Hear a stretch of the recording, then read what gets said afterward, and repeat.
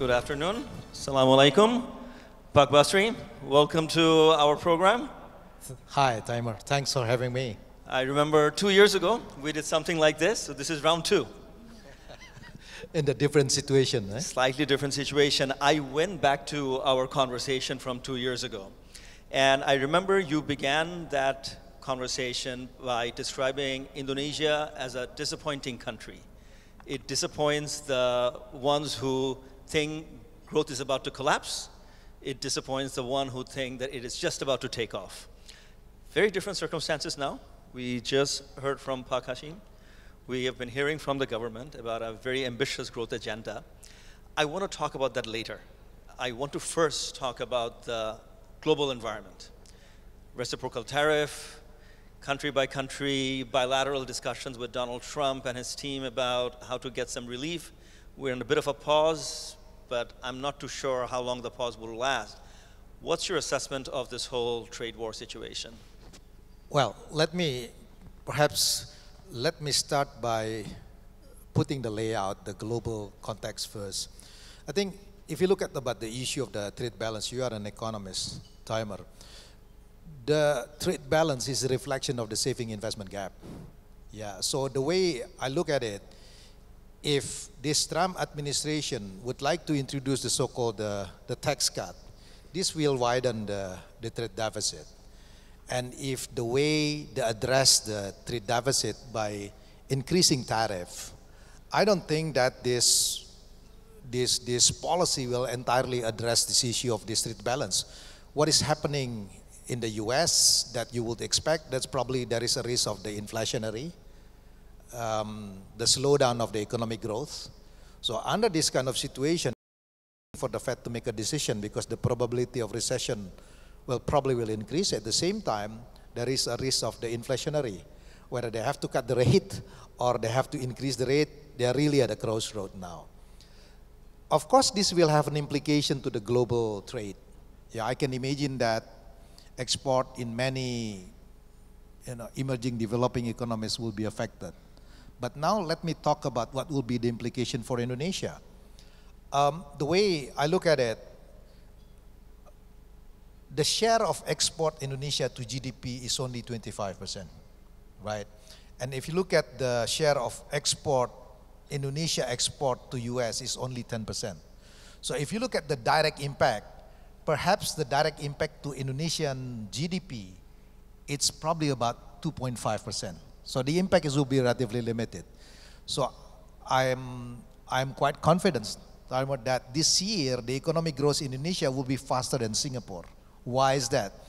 Because in the case of Singapore, your export to GDP is about 120%, 180 actually. And if you look at even Vietnam, is about almost 90%. So under this kind of situation, Indonesia will still maintain the relatively high growth in Southeast Asia. Of course, the Indonesian economy will be affected by, my estimate is probably about 0.5%. So if the baseline is about 5%, so probably we are experiencing the situation about 4.5% of the economic growth this year. It's not easy, but the good news is, I would call Indonesia is one of the least unattractive countries in the world. Not because we are doing great, but because the other part of the world are in trouble. So if you are an investor, you're talking about, you're not looking for perfection. You are looking for relative return. And Indonesia is still an interesting country to invest. Yeah, and then in addition to that, with the risk of the trade war between US and China, I won't be surprised if there is a sort of like relocation of the production base from China to Southeast Asian countries. Maybe to Vietnam, maybe to Indonesia. But the way I look at it, if you look at the trade surplus between Vietnam and the US, is about 120 billion US dollar. Whereas for Indonesia, it's about 19 billion US dollar. So for us, it's relatively easy to settle this issue with the US. Whereas in the case of Vietnam, if they want to settle this issue of this trade surplus, they probably have to increase their import about 11 to 12 times. It's not easy. Yeah, so that is why I can see the possibilities of relocation from China into Indonesia, provided the government could implement the economic deregulation. The good news is President Prabowo already announced last April that government is committed to economic deregulation. I hope I respond to your question. I want to stay with the global agenda a little longer. To your point that if the US has an inflation problem, while the rest of the world does not, if the US has a savings investment gap problem, which might be exacerbated if there is a tax cut, which looks likely, while the rest of the world really does not. In a situation like that, where do you see the dollar go, and then therefore what does it mean for rupiah? Where do you see US interest go, and what does it mean for Indonesia's interest rates? Very good question, because when, before the reciprocal tariff, I was expecting with the universal tariffs about 10% when President Trump came to power. I was expecting that dollar will continue to be the safe haven asset. Yeah, but seems to me that after the reciprocal tariff, there are some concern from the financial market about the role of dollar to be the only one safe haven asset. So if you look at, I'm not saying that this, will happen in the extreme case radically, but there is a tendency of the so-called the de-dollarization at this moment. And for that reason, we can see the depreciation of the US dollar against major currency, including the rupiah. Yeah, even though nowadays the rupiah is still about 16,400. So the way I look at it, Taimur, under this kind of situation, I won't be surprised if in the medium term we will see the depreciation of the US dollar against major currency. So there is a room for Bank Indonesia to cut the rate. Yeah, and then I think this just right now today, right? The Bank Indonesia cut the 25 basis point. I can see more room, because if you look at our inflation, it's about less than 3% now, 2.5%. If the tendency of the US dollar is depreciate against major currency, so I think there is a room for Bank Indonesia to cut the rate. And if you look at the real return, yeah, the spread between, let's say, the Indonesian government bond and the inflation, and also the SRBI, for example, I think for many investors, investing in the rupiah is quite attractive. So I think there is a room for Bank Indonesia to cut the rate, unless the Fed, which is not an easy situation at this moment, raise the interest rate. Yeah, but with the probability of recession probably around 40% for the US, it's not easy for the Fed to raise the rate. At least probably what they will do, if they don't want to cut the rate, probably they will maintain the Fed fund rate at this level. I think we're exactly on the same page on this. If you were to advise Bank Indonesia, since you and I both believe that the dollar might have more downside ahead, would you advise Bank Indonesia to reallocate some of their dollar reserve to different currency? Yes, I think it is very important. Now, if you look at, this is very interesting. This is the new development now. Well, probably not new development, because it's also happened during the Trump 1.0. If you look at what happened during the Trump 1.0, the gold price also soaring at the time, right? Similar to this kind of situation. Correct me if I'm wrong, the BIS has just proved that gold to be part of the high quality asset at this moment, right? So looking at this, maybe it is very important to sort of like do the diversification of the basket currency, yeah, for any central bank all over the world. And for the client universe that's sitting here right now, would you also advise them to reduce their exposure to the US dollar?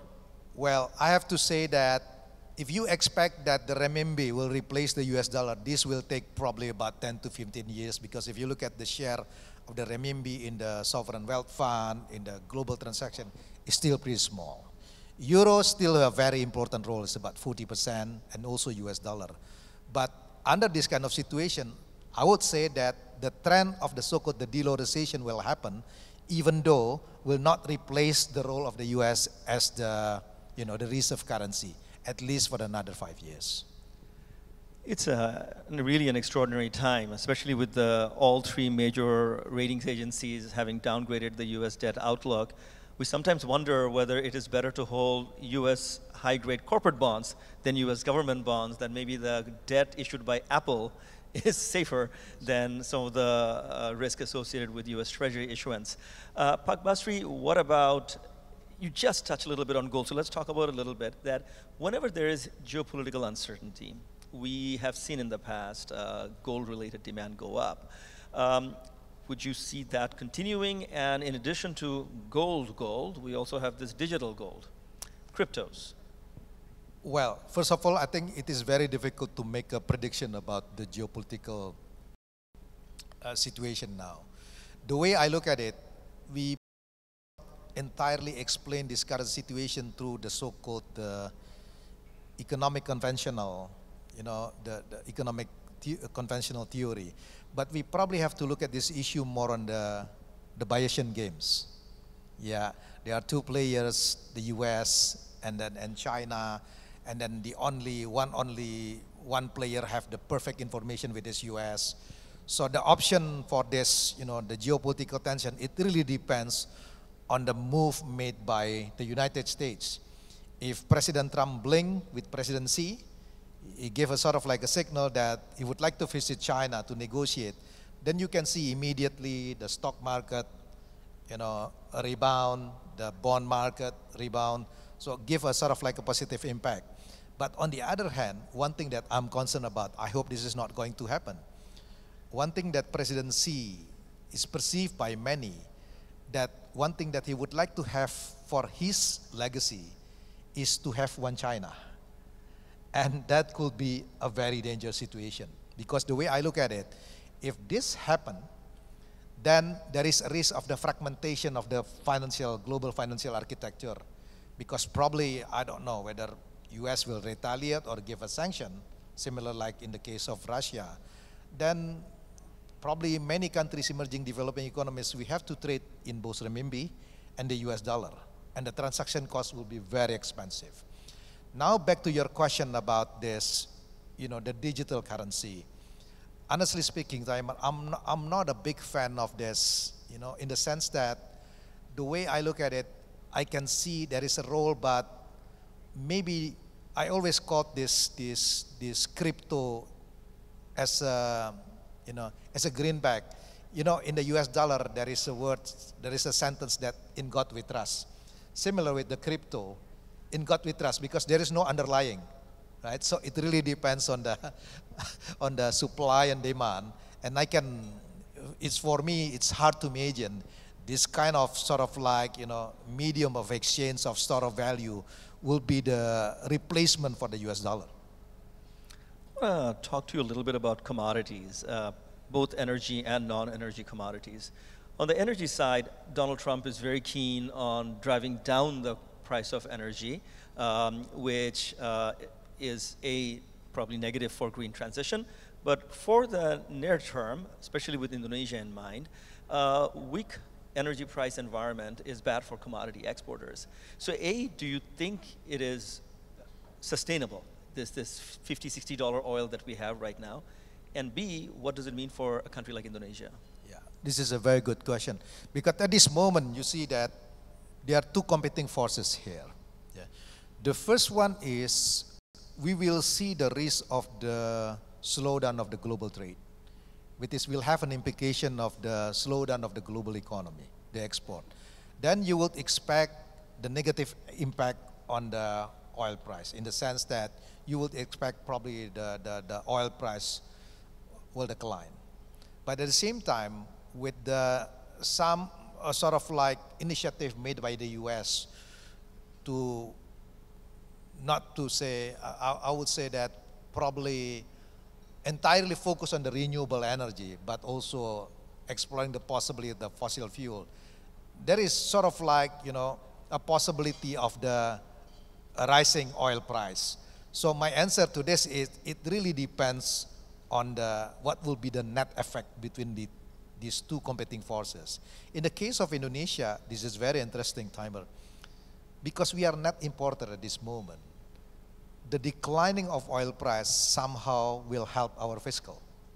Yeah, so I won't be surprised if by the end of the year, if the oil price continue between 50 to 60 US dollar, then you will see maybe the budget deficit will stay around 2.4%. So the concern about this budget deficit go beyond 3%, I don't think that's sort of like something that maybe the investor should worry about, especially under this kind of situation.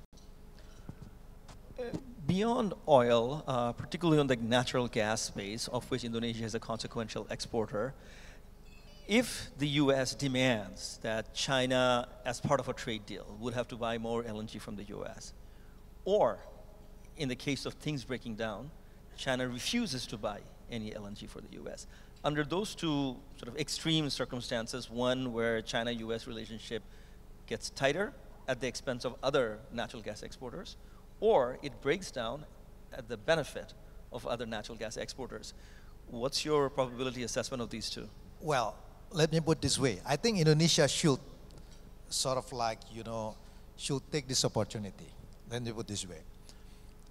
If you look at our trade balance, trade surplus with the US, is about 19 billion US dollar at this moment, 18 to 19 billion US dollar. And we import oil from Middle East and also Nigeria is about 40 billion US dollar. So if Indonesia wants to address this issue, one thing that they could do, what we could do, is to import oil, for example, somehow to reallocate to US. This is part of the negotiation.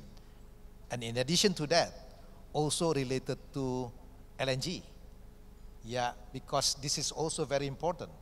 And maybe the possibility if Indonesia could be hub for Southeast Asia under this kind of situation.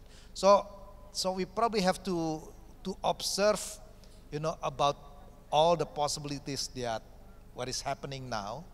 And also, I think that the name of the game is how to be part of the US supply chain at this moment, yeah, where we are also observing about the possibility of the trade war between US and China. What is your sense of the kind of dialogue the Indonesian authorities have so far managed to have with the US on this issue? I am quite optimistic in the sense that, because as I said to you, our trade surplus is relatively small. It's only 19 billion US dollar. And then the government already established the so-called the task force on this negotiation. And to the best of my knowledge, they are working very hard on this to come up with some proposals. Yeah, I've got a chance to see some people in Washington about a couple of weeks ago. And then based on my impression, the Indonesian proposal is pretty good. Yeah, in the sense, again, because this trade surplus is pretty small. The only thing that we need to anticipate is, I think the main goal for the US is not for all the Southeast Asian countries. Their main objective is to deal with China. Yeah.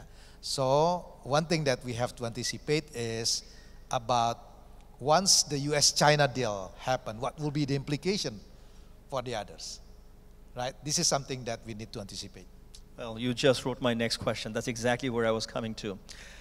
I was in Washington, D.C. during the spring meetings of World Bank and IMF, and some of the feedback that I got from the US side, as well as those from Mexico and Canada who have been privy to the first round of conversations with US Treasury and US Trade Representative's office, was that it is not about creating a tariff moat around the US. It is about creating a tariff moat around China. That many countries will be asked to replicate US tariffs and restrictions on China. How can any country in Southeast Asia do that? This is the thing that we probably have to look at carefully, especially for many ASEAN countries. Yeah, because one thing that probably US will ask is through the so-called the rule of origin. So they limit the rule of origin in which that China can participate in any particular product. There is a limit of it. So indirectly, this will exclude China from any countries in Southeast Asia. But of course, it will come as a cost for Southeast Asian countries. And I think this is really the gist of the negotiation for any Southeast Asian countries. Because like it or not, China is one of the largest trading partner in Southeast Asia. And it's not easy for Southeast Asian countries to exclude China. Yeah, in fact, the message that we have to convey is with this kind of policy, there is a tendency of the Southeast Asian countries will work more closely with China. Yeah, and then I think it is also very dangerous for the Southeast Asian countries to rely too much on China. That is why cooperation with the US, investment from the US, trade with the US is also very important to maintain this geopolitical balance. You have spoken about the relatively small impact on Indonesia given its limited trade share vis-a-vis the US and the largely domestic demand-driven nature of Indonesia's economy. But then there are second-round impacts. If China slows around the trade war, if Vietnam slows, if Singapore slows, there's a second-round impact on Indonesia. So when you talk about 50 basis points downside to your view of 2025 growth, you're taking the second-round impact into account? No, this is just a direct impact. My estimate is 1% decline of economic growth in China is probably, the impact to Indonesian economy is about 0.3. So if you're talking about, after all, the China effect as well, the economic growth in the worst case scenario will grow between 4 to 4.5%. Yeah, but hopefully this does not happen because with the possibility of the agreement between US and China, I hope that this will not happen. But even in the worst case scenario, I still believe that Indonesian economy can still grow by about 4.2%, even the direct impact to China. As I said, Taimur, that our export share to GDP is relatively small. Don't forget, during the global financial crisis, when the global economy plummeted at the time, negative growth in the US, in the global economy, Indonesian economy still maintained growth 4.6% at it. So this number is probably, won't change so much, a lot compared to what we had back on the global financial crisis.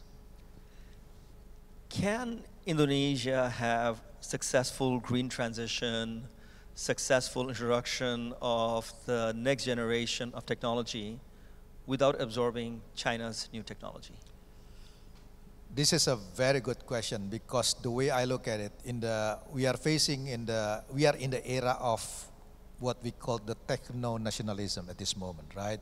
There is a competition between US and China in terms of this technology, the AI, energy transition, etc.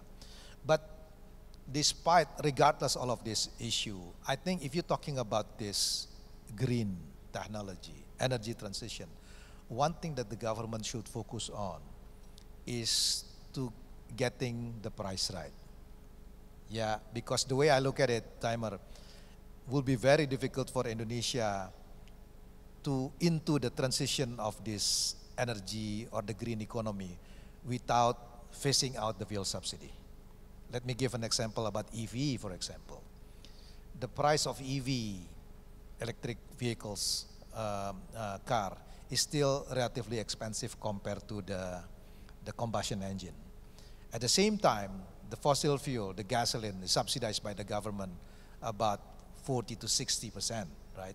So what's the point to buy EV at this moment unless you just follow the trend or you have this, conscious about the issue of this environment.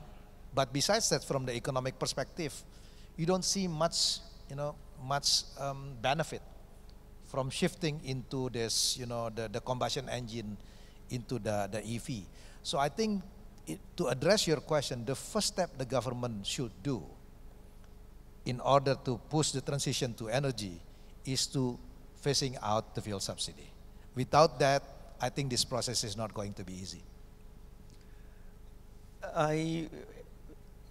Whenever I go to China, I feel that I see the benefits of EVs more powerfully than any statistic can tell me.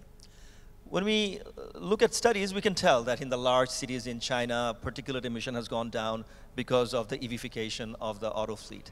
But unless you have gone for an early morning run in Shanghai or Beijing or Shenzhen, like I do, you will miss out on the biggest benefit of green transition. It is the decline in the sound level. These cities are quieter than ever before. In the morning when I run, in Beijing, roads are full of cars, but they don't make any sound. So I can listen to my podcast, I can listen to music. So the decline in sound pollution, in addition to particulate emission, I think is a very powerful motivation for those who actually go and see that. They'll want that to happen in their own countries. Pak Basri, let's talk about the big story, the 8% growth. Going back to the Indonesia disappoints the bulls and the bears, and somewhere in the middle used to be the story 2 years ago. Where do you stand now? Well, let me put this way. Bear with me if I'm talking with number, okay? This is the old number that we discussed about 2 years ago. Our incremental capital output ratio timer is about 6.6, 6.8 now. So 1% economic growth will require investment over GDP about 6.8%. So if you're talking about investment over GDP, you're talking about 8% economic growth. This will require investment over GDP 6.8 multiplied by 8. You're talking probably about 54% investment over GDP. So at this moment, our investment ratio to GDP is about 37 out of GDP 23,000. So you're talking probably about almost 9,000 trillion rupiah at this moment. Yeah, it's about 500 billion US dollar.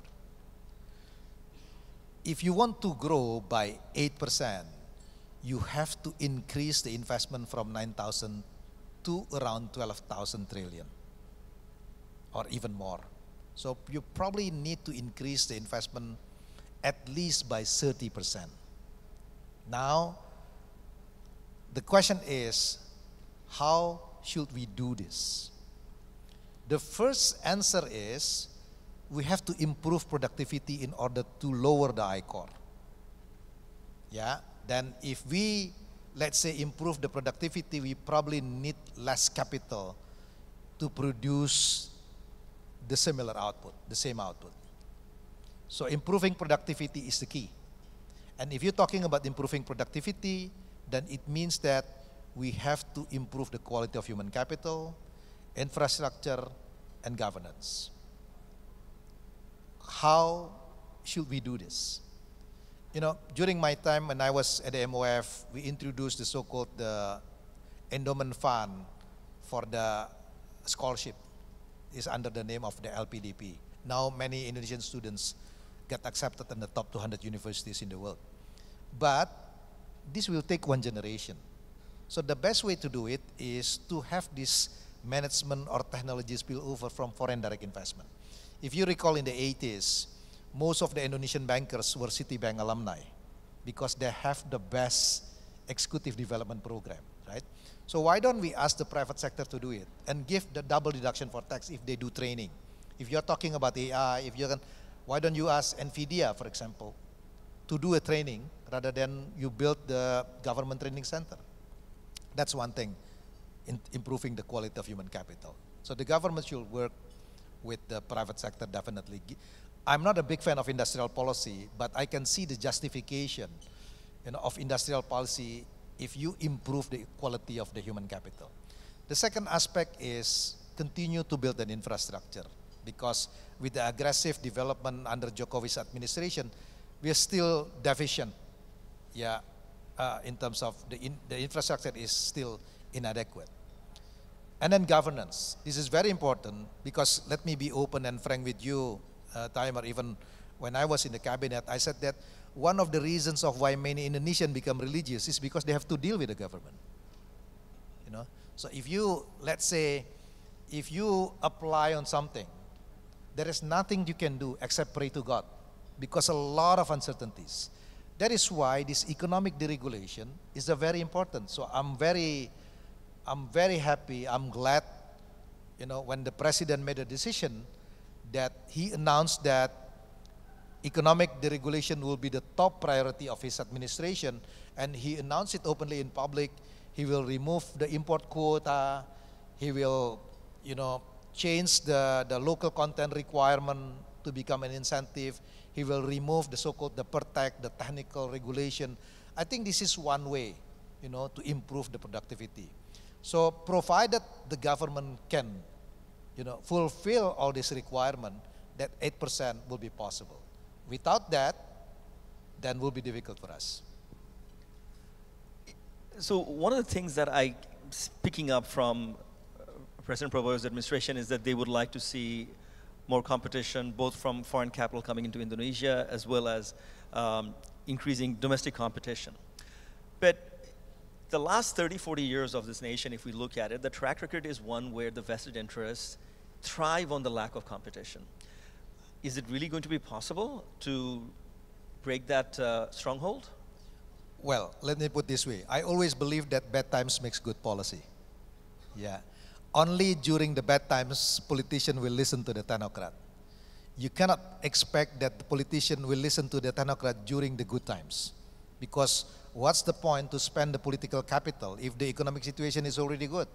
You know, I was able to convince Pak SBY to adjust the fuel price by 45% because they put tantrum. And now the reciprocal tariff, the global situation, this will push the government to do the good things. And I think that's the reasons why the president announced the economic deregulation. So this is the Sadlis law. Bad times makes good policy, good times makes bad policy. Oh, finger crossed on that one. Green transition. When I visited Indonesia in recent years, I heard a lot about Indonesia's sort of goal toward wind energy, solar energy, tapping into its natural gas potential and so on. The US is sort of turning away from that. Is that going to have a negative impact on green transition in developing countries? Definitely. I hate to say this, but I think, you know, with the US withdraw from the Paris Agreement, for example, this will have this negative impact to the commitment towards that. Because you can see, you know, my concern is, under this kind of situation, if US is no longer the leader of this green transition, like under Biden administration, this is not easy for the emerging developing economies because European countries will take the leadership. And if you're talking about leadership of the European countries, it's very ideological rather than, you know, based on the economic rationale. So this somehow will create a sort of like additional transaction costs for the emerging developing countries, you know, to pursue the idea of this energy transition. Because they said that probably the requirement will be very difficult. And honestly speaking, Taimur, this is a problem with the many emerging developing economies. The issue of the energy transition or climate is always considered as a luxury goods. Yeah, because we are too busy with the day-to-day problem, with the issue of poverty, the poor quality of infrastructure. So in order to put this energy transition or environment in the government agenda is to link it with the issue of development. Without that, I don't think the government will put the priority on the energy transition and their policy. I want to connect this with your earlier point that bad times make for good policy. If I travel to India, for example, I see issues related to water shortage, to steady rise in summer temperature, really creating havoc. And as a result, you don't really have to convince people on the need to reduce particulate emission. Are we so fortunate in Indonesia that climate change is not visible in our face? It is, but you know, this is what the behavioral economists call the present bias, right? Because the priority for people, they will think, well, this issue of this climate probably will happen in the 2050, 2060, and for a politician, why should I spend my political capital if my successor will take the benefit of it, right? It is better for us, for example, you know, to focus on something that's tangible. Yeah, if you do something on climate, you cannot cut the ribbon for the improving of the climate, right? This is really one generation. But you can cut the ribbon for the building bridges. And politicians, don't forget about the political cycle. It's 5 years. They need to build something that's really tangible. That is why the incentive is how to link this issue, the climate issue, with the issue of development that could be a sort of like something that's tangible for politicians. So if I may give an example, the issue of the job creation is important, okay? Why don't the government create the so-called the cash for work, but the project is mangrove? So you use the green project to create a jobs. Okay, one more time, you have basically prepared the ground for my next question because I was going to ask you about jobs. Artificial intelligence, large language models, and the serious threat it poses to white-collar jobs. All this time, the Trump narrative, the Indonesia narrative that blue-collar jobs are being taken away by China's overcapacity and that sort of stuff. Very soon, we'll be talking about white-collar jobs being taken away by ChatGPT. How does a country like Indonesia, which needs to generate millions and millions of jobs, it's a prerequisite to the 8% plus growth target, how does it ensure that? Of course, this is a problem for every country all over the world now. But the way I look at it, I'm trying to be optimistic, Taimur. This is not the first time the world is facing the impact of the technology to the humankind. Look at what happened during the Industrial Revolution. The premise at that time that every job will be replaced by machine. Yeah, but look at what happened after this.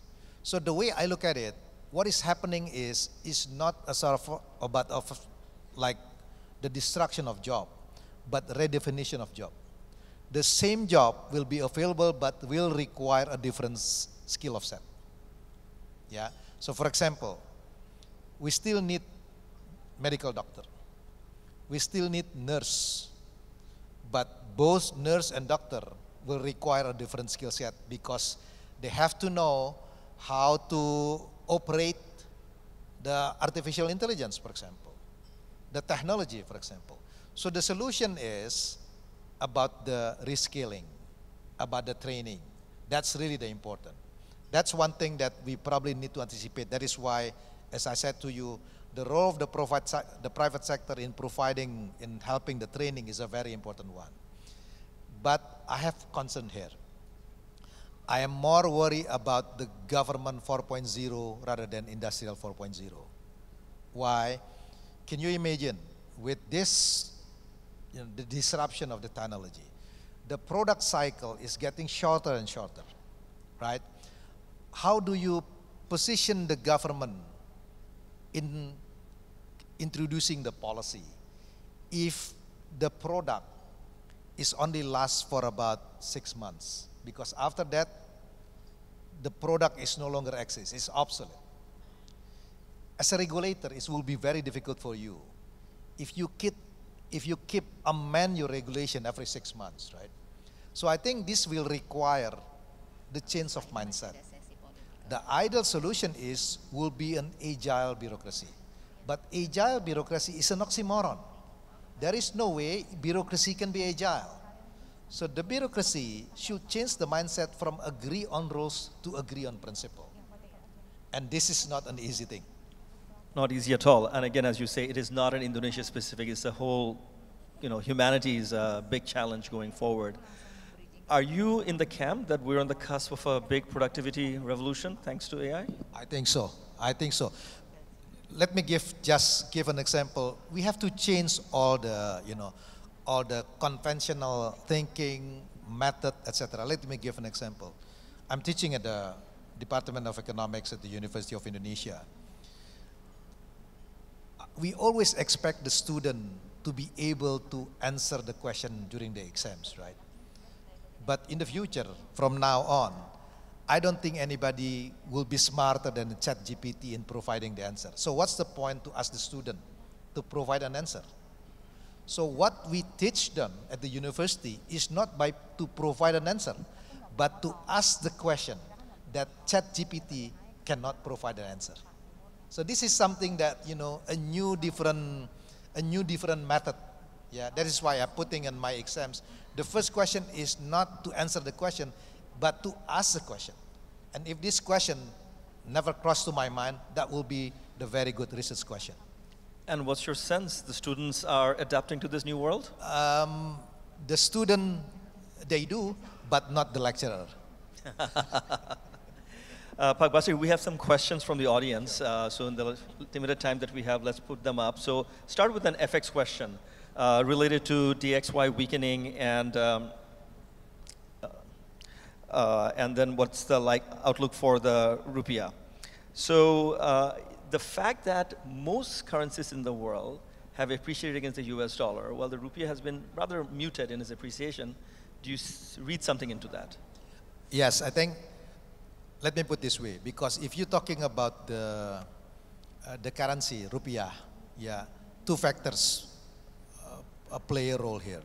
The first one is, of course, the global situation, the reciprocal tariff, etc., the weakening of the DXY index, but at the same time, also the country risks. You know, some concern, let me be frank and honest with you, when Danantara was announced, yeah, there's a lot of question came from the investors about the governance, about the management, until they came up with a good management system. Then you see, you know, market started to rebound. When they mentioned about the importance of governance, they put people like Ray Dalio, you know, Jeff Sachs as an advisor, or Chapman Taylor, for example. Markets start to believe that, you know, the government is serious in this, at least in the government, at least on the governance issue. So this is really a combination of, you know, external and also internal. So the rupiah has been appreciated a little bit compared to, was about, you know, it's about a month ago, yeah, it was almost about 17,000. Now it's about 16,400. But the way I look at it, if we do a sort of like give more confidence, yeah, on the domestic side, you would expect that more sort of like appreciation of the rupiah. Yeah, the other concern from the market is about the budget deficit, because so many government program, whether the government will hit the budget deficit, go beyond 3%. I would say no, I don't think so. And my bet is, you know, we'll see what really happened, you know, by the end of this year. I believe that the budget deficit will stay around 2.4%, especially because the oil price remains about 50 to 60 US dollars. So I don't think that investors should worry about it. Yeah, so I can see sort of like, you know, more confidence to the rupiah related to this. Pak Basri, I've been covering Indonesia for perhaps 15 years now, and so many times we have had similar conversations that the deficit is going to be destabilizing for the market. By and large, every single time Indonesia is always surprised on the downside. So yeah, I'm also not particularly fussed about it. Clearly, a lot of questions on that 8% growth target and the trade war issue. So there is one question that sort of combines both. It might require you to sort of repeat some of the things you said, but might as well just read the question to you. As US-China compete in many aspects of technology and tariffs are kicking in, what would it take for Indonesia to stay on track with this ambitious target? Is there anything we can learn from past episodes of geopolitical rivalry to cast Indonesia's target into context? Let me share with you one episode back when I was chairman of the investment board, the Minister of Investment, like Pak Rosan is have this job now. It was back on 2011, if I'm not mistaken, Taimur. There was a big flood in Thailand. Yeah. As a result, Toyota could not produce their production in Southeast Asia because this big flood in Bangkok. Yeah, if you recall. I was a chairman of the investment board. So I went to Tokyo to meet Akio Toyoda. At that time, he was the CEO of Toyota. And I spoke to Toyoda-san. I said that this is about the time for you to invest in Indonesia. And then he asked me, why? And I said, not because Indonesia is better than Thailand, but you need to diversify your risks. Because if something natural disaster happened like what was happening at the time in Bangkok, you cannot produce, your supply chain stop. You know, there is a supply chain disruption. It is better for you to have, you know, some production base in Southeast Asia. And Indonesia is one of the options. So I was able to convince him.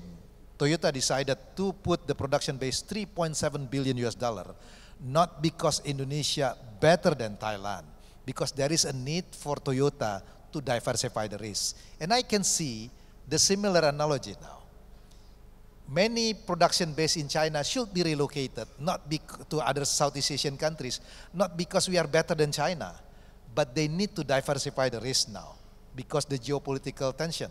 And if you're talking about Vietnam, is probably overcapacity at this moment, right? So Indonesia is very important.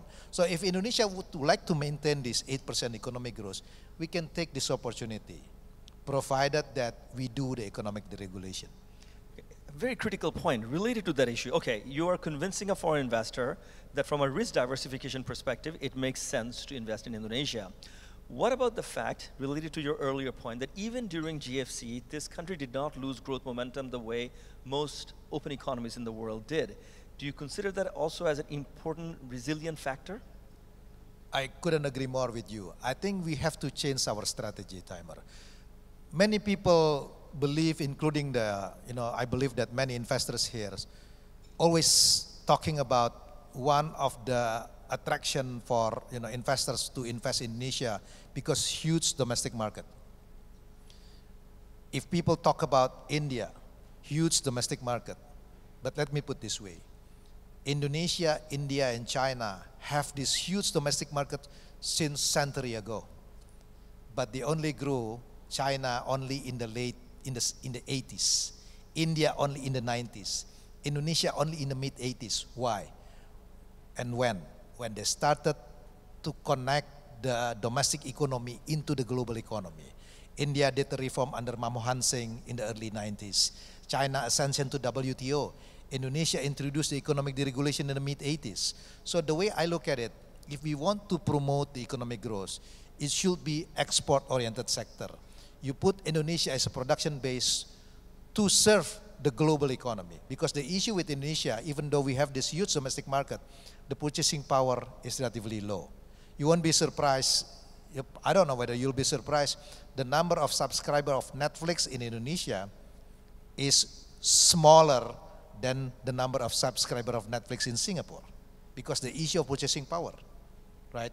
So I think if we want to pursue the economic growth, we should follow the Vietnam style, export-oriented, financed by the foreign direct investment.